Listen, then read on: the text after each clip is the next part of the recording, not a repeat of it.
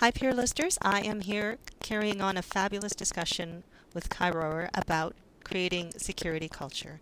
So, Kai, we were just talking about how do we do this? How do we go from awareness to changing behavior and helping organizations get what security culture is? I like to simplify things, right? So make them as simple as they can be, but not anything else. And the first step here is to understand what is the difference between awareness and culture. So let me give you or between awareness and behavior. Let me give you an example. I've reached my middle ages, as I call it. I'm no longer in my 20s, and I still think I remember the 30s, but it's behind that. And at some point in time, people, and by people I mean your wife, your family, your doctor, all these smart people who kind of think that we want to help you, Kai, get better or stay healthy or whatever. They tell you that, well, you should be running a couple of days a week. You should be at the gym or whatever. Probably, you know the drill, right? Mm-hmm.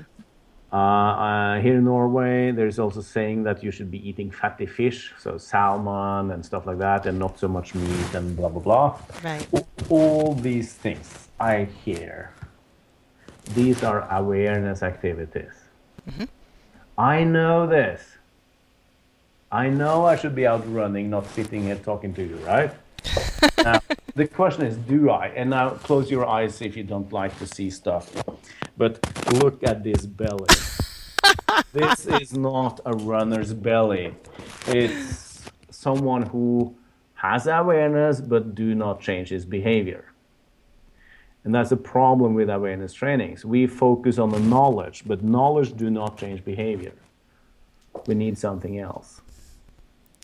And that else is that we need to aim for the right thing. We need to aim for behavior. So if you want to get me out of my couch or nice chair and actually moving, then you need to give me the right kind of incentives. Just telling me that I should be doing it is not. And when it comes to, so if you stay with the theme of healthiness, right, then there are a lot of research showing that get someone else to drag you out, and then it works. You get yourself a workout buddy or whatever they call them. That works. When it comes to security and security culture, focus on the behavior, not just the awareness. And the first step to do that is to figure out how can I observe or measure that behavior in my own systems. Right. And let me tell you, let me give you a small clue. Counting number of students or counting number of awareness training activities does not, I repeat that, it does not tell you anything about behavior. You need to look at something else. And what would that be? That's a very good question. Give me your money and I will answer it. So what you need to look for is behavior and clues for behavior. Okay. The funny thing is that most organizations have access to a huge database, a huge set of behavior. Think of log files. Right. Think of gateway system that logging stuff. It was 10 years ago, I think, we had a lot of this debate here in Europe about instant messaging and how employers would like to kind of control what was said and not said in instant messaging stuff. Right. This means that we can monitor, we can collect a lot of data, and this is behavioral data. Got it. So look for the right kind of information that gives information to you, not vanity metrics that just gives you something nice and beautiful to look at. You want meaningful data. I like that. Vanity metrics versus meaningful data. And You know who came up with that term? who? It's Eric Ries in the Lean Startup. Okay.